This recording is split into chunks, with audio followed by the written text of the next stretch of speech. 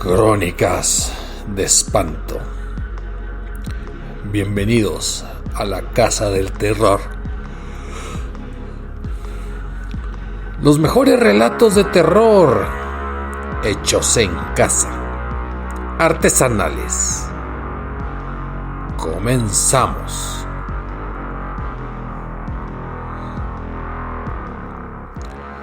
Para el momento en que se elabora y se narra esta leyenda, en el mundo occidental ha comenzado el año 2023 después de Cristo, según el conteo de Dionisio el Sabio. Independientemente de los errores de cálculo que haya cometido aquel sabio personaje, sabemos que las diferentes culturas e incluso creencias religiosas tienen diferentes formas de medir los años, la historia, la trascendencia social. Y bien, el año nuevo chino, por ahí del 21-22 de enero, comienza. Este año 2023, la mayoría de los que siguen aquel tipo de afición, de creencia, de ideología, lo consideran como el año del conejo de agua, dicen. Pero debo decirles que hay otras fuentes que también hablan como el año del gato. Y es que los gatos han estado presentes en la historia de la humanidad desde las culturas más antiguas, siendo el segundo animal en ser domesticado, por supuesto, después del perro. Y si bien el perro fue domesticado hace unos 26,000 años, según los cálculos más recientes, el gato no es un animal completamente amansado. Tendrá unos 6,000 a 8,000 años, cuando ya juntábamos las cosechas y necesitábamos que los ratones y otras alimañas no se comieran aquel grano acumulado para las épocas de sequía o de hambre. Y entonces vaya usted a saber si algún lince salvaje, algún pequeño felino se volvió doméstico con la ayuda de los hombres. Todo este preámbulo para comentarles que en la señorial Mexicali existía hace algunas décadas Matilde. Pero Matilde era conocida como la chica de los gatos. Efectivamente, se había quedado soltera. Cosa no tan extraña en aquel Mexicali que ya tenía bastantes años. Frontera prácticamente con la Unión Americana. Los que son de por allá saben y conocen que lo que es el centro histórico, por llamarle histórico, la parte más antigua de la ciudad de Mexicali, pues está muy cerca de la línea fronteriza. Claro que no nos imaginemos edificios señoriales, virreinales como los que hay en muchas ciudades del centro del país.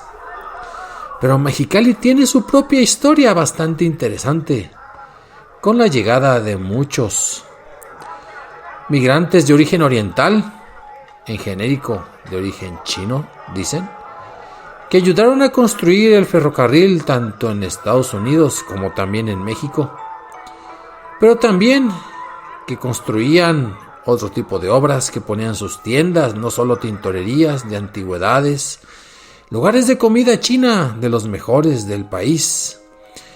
Y en medio de ese crecimiento, producto de la cercanía con la frontera, y a pesar del calor endiablado que se hace en aquella depresión ligera de los cultivos de algodón, poco a poco creció Mexicali entre ese crisol de culturas y también un sentimiento de nacionalidad que se arraigaba a medida que las diferencias sociales y de identidad propiciaban que la ciudad se expandiera más bien hacia el sur.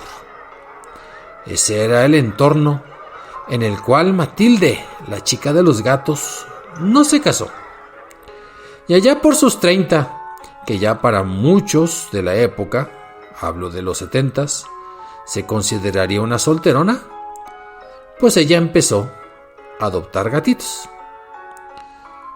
Y los gatos en aquella ciudad, si bien no abundaban, tampoco eran escasos. Viviendo en lo que era la colonia Reforma, en aquella época muy cercana al centro, cercana al mercado municipal, su casa era una casa en la que siempre había felinos. Y por aquí y por allá, cuando ella llegaba, adoptaba a los gatos que encontraba solitos en la calle. Les daba su hogar como un nuevo hogar. No le importaba si aquellos eran pequeños, medianos, viejos. Tenía 5 o 6 gatos, 8. Y los vecinos, pues, a veces se incomodaban porque saben que un gato no es un animal tan territorial como un perro. Pero optaron por decirle a Matilda la muchacha de los gatos.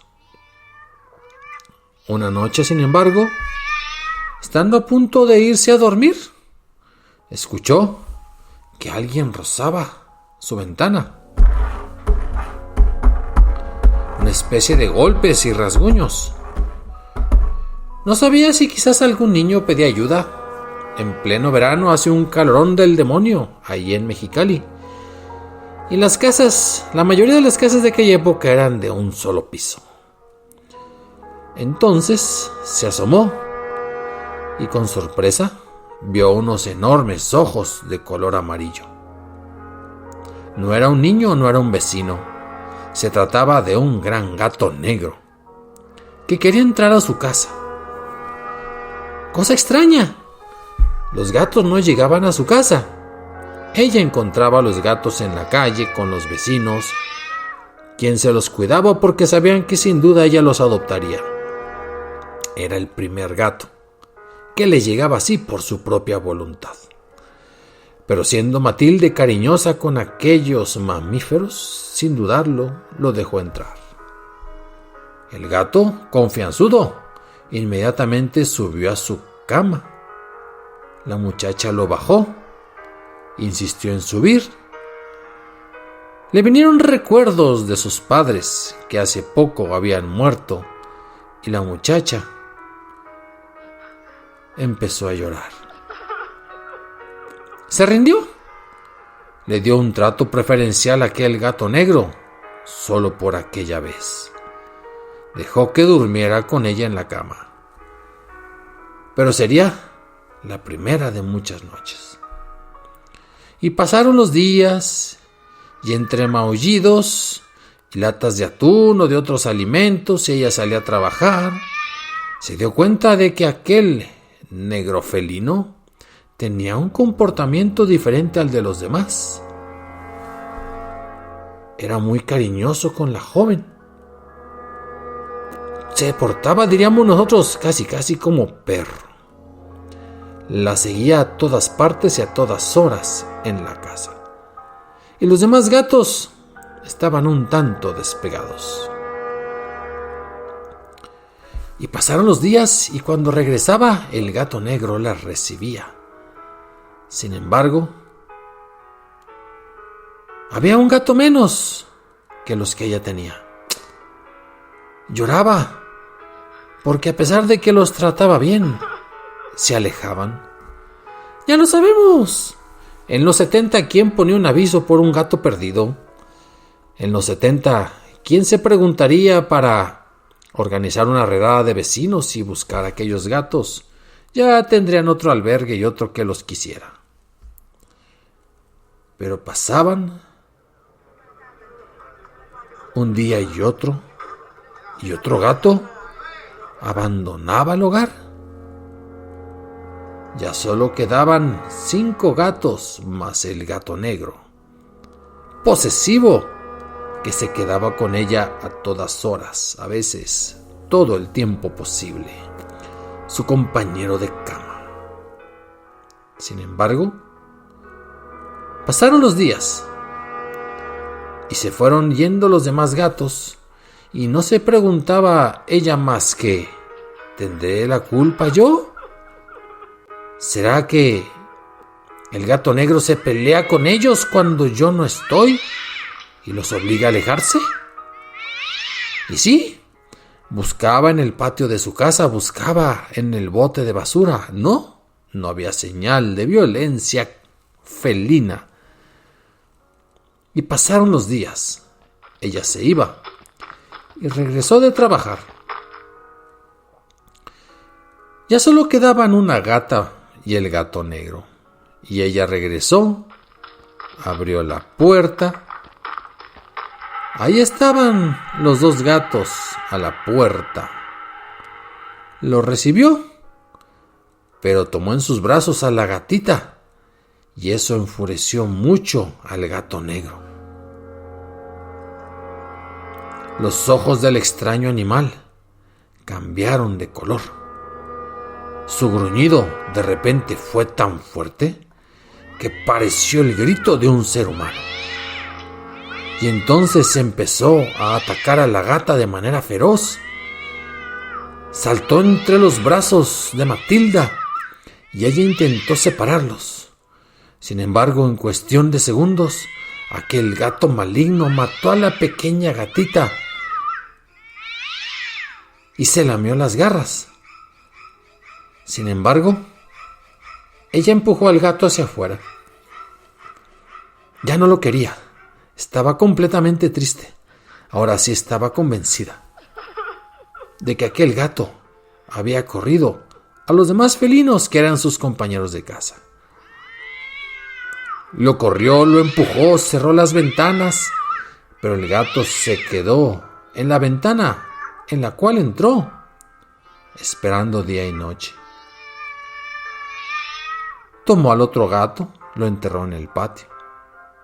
Se fue a trabajar dejando todo perfectamente cerrado. Y el gato negro, con sus ojos amarillos, ahora sí, atemorizantes en cierto sentido, estaba ahí, al filo de la ventana. Se fue. Trabajó con la tristeza propia. Nadie se atrevió a decirle, porque ya los días anteriores se habían dado cuenta de que se había ido quedando prácticamente sin gatos.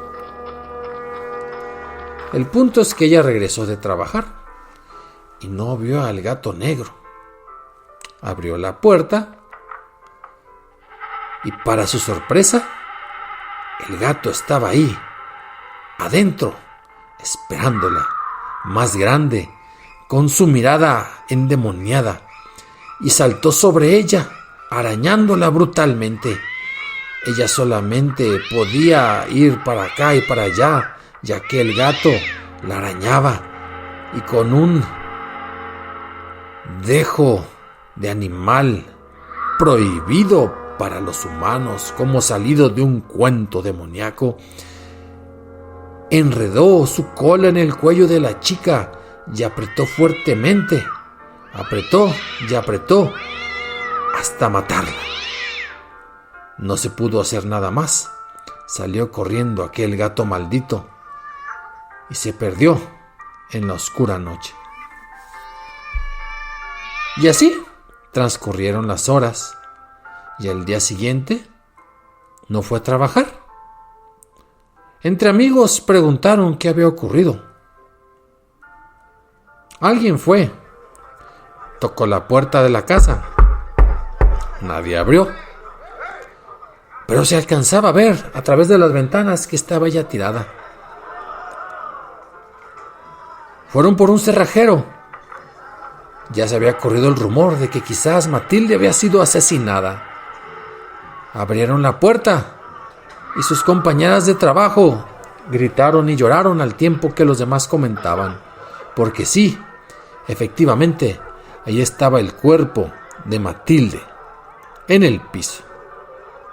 La cara llena de rasguños, sangre seca en los alrededores de donde Su cráneo se había precipitado en el piso. Pelos negros estaban por todo el cuello, los ojos mirando hacia arriba. No sabían quién la había matado y en los 70 quién demonios iba a hacer una autopsia con la especialidad con que la hacemos 50 años después. Sin embargo, algunos vecinos empezaron a confesar que sin duda había sido el gato negro y que ese endemoniado gato realmente era el diablo, o que quizás era un espíritu que había buscado venganza. El único que dio una versión diferente era don Sepronio, vendedor de hierbas, ahí en el mercado municipal, que les comentaba a los vecinos que él conoció cuando joven a un ciudadano chino con una hija muy hermosa, que también, al haber nacido, le habían puesto Matilde, y que ese ciudadano chino estaba lleno con imágenes de gatos que movían las manitas ahí en su tienda de chucherías, y que un joven de la localidad había querido abusar de Matilda, y que aquel hombre chino no tenía nada de inocencia, sino que ahí en el forcejeo simplemente había matado a aquel pretendiente abusador de su hija, que curiosamente se llamaba Matilda. Y don Sepronio contaba esto a aquellos vecinos que lo observaban incrédulos.